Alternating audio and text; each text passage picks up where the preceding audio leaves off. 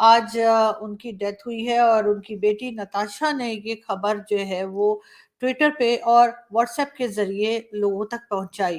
भारत से बहुत नजदीक थे वो, भारत उन्हें बहुत पसंद था, बहुत प्यार करते थे वो भारत से। वैसे कहते हैं इस्लाम में पुनर्जन्म होता नहीं है, लेकिन आपको दोबारा जन्म लेने का मौका मिले तो आप कौन से मुल्क में जन्म लेना चाहेंगे? हिंदुस्तान। तारिक साहब वो पहले थे जिन्होंने आकर मुझे समझाया कि नहीं, तुमने डरना नहीं है, तुम अपना काम करती रहो, जिस तरीके से तुम काम कर रही हो, बात कर रही हो, सच बोल रही हो, वो तुम बोलती रहो, ये लोग अपने आप ही चुप कर जाएंगे। पाकिस्तानी मूल के लेखक पत्रकार तारिक फतेह का लंबी बीमारी के बाद 73 साल की उम्र में निधन हो गया। तारिक फतेह की बेटी नताशा ने खुद ट्वीट करके इस बात की जानकारी दी है।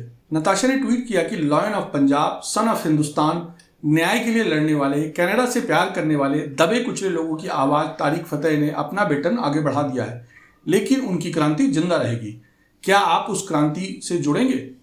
नताशा ने इस ट्वीट में अपने बचपन की तस्वीर अपने पिता के साथ लगाई है। आपको बताते चलें कि तारिक फतेह काफी लंबे अरसे से बीमार चल रहे थे और उनका इलाज कनाडा में चल रहा था। तारिक फतेह पर जनरल जिया उल हक ने राजद्रोह का आरोप लगाया था।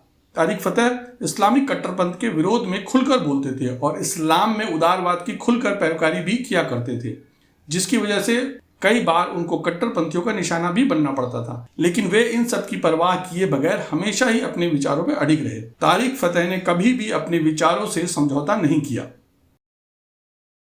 कि अब देखिए G7 की मीटिंग है, उसमें मोदी जी को बुलाया जाता है। आप सऊदी अरेबिया से देखिए उनके ताल्लुकात, वो इजराइल भी चले जाते हैं, पैलेस्टाइन में भी जाते हैं।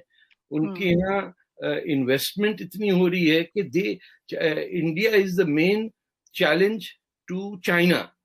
बाकी दुनिया में लोग देखते हैं कि ये India is now something you can not ignore. और जो किसी जमाने में पाकिस्तान को इंडिया पे वो था, एडवांटेज था, क्योंकि पाकिस्तान सीटो सेंटो का मेंबर था, वेस्टर्न एलाय था, वो हमने अफगानिस्तान से दुश्मनी लेके ना वो गंवा दी। अब इंडिया की दो मुस्लिम कंट्री से ताल्लुकात अच्छे हैं, अफगानिस्तान और बांग्लादेश, तो ये हिंदू मुस्लिम का भी चक्कर खत्म हो गया। हमारे यहाँ हिंदुस्तान पाकिस्तान के मुसलमान जो हैं वो जहां रहते हैं उससे मोहब्बत नहीं करते। उनको आपकी दिल लगी मोहनजोदारो या टैक्शिला से है ही नहीं कुछ। आप जब भी बात करते हैं आप कहते हैं अरे वो जो था महमूद गजनवी, वो वहां से आया, उसने ऐसा ऐसा मारा हिंदुओं को, होश ठिकाने आ गए सोमनाथ में। हम सेलिब्रेट कर रहे हैं उन लोगों को जिन्होंने हमें तबाह किया।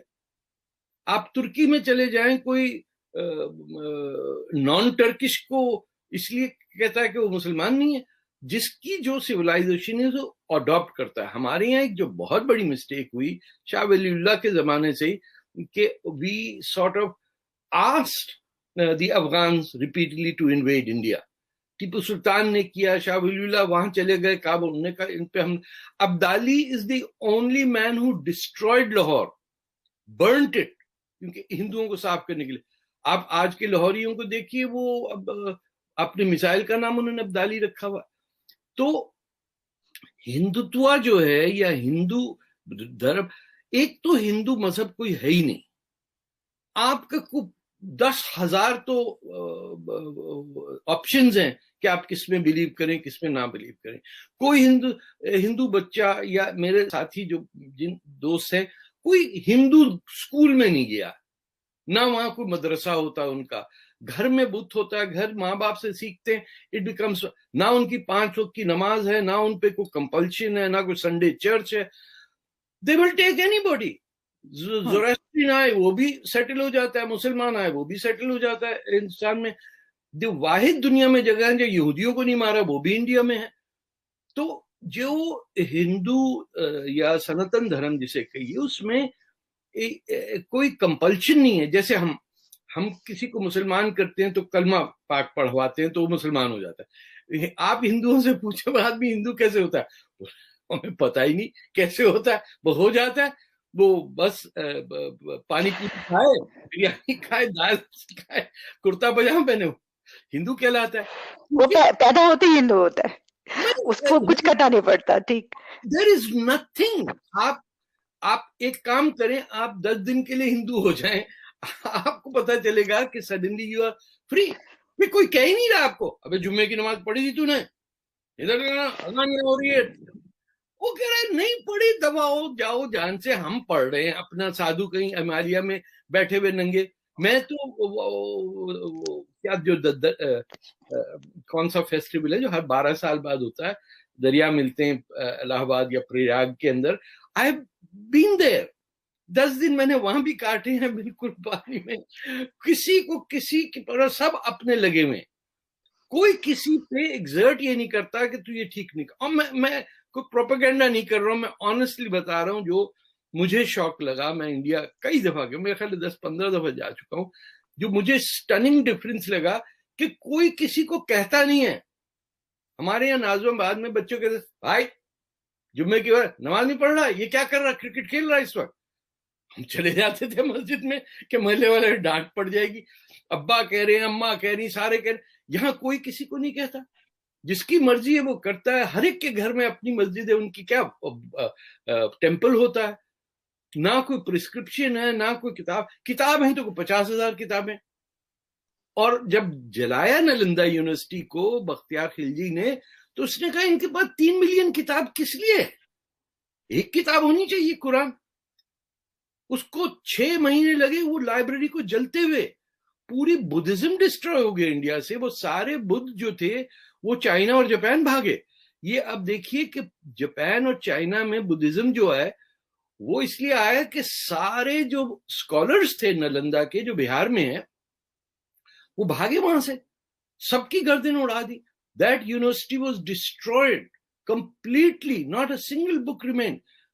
और उस जगह स्टेशन का आपको पता है नाम क्या है बिहार में? बख्तियारपुर। जिसने तबाह किया उसके नाम पे बख्तियारपुर रख दिया। ये तो मुगलों ने रखा। या जो होलिएस्ट सिटी हिंदुइज्म की है उसका नाम इलाहाबाद है।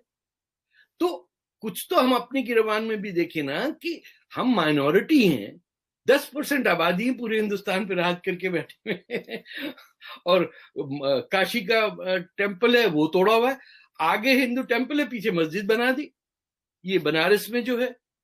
तो there is need for us to reflect कि क्या प्रॉफिट मोहम्मद में ये कहा था। उन्होंने कहा कि ये इन जो नॉन मुस्लिम के हैं उनके खुदाओं और उनके प्लेसेस ऑफ वर्शिप को ना करो, क्योंकि वो आपके भी कर सकते हैं। हमने कहा वो तो कहते होंगे प्रॉफिट मोहम्मद, हम क्या चाहते हैं हम देखें।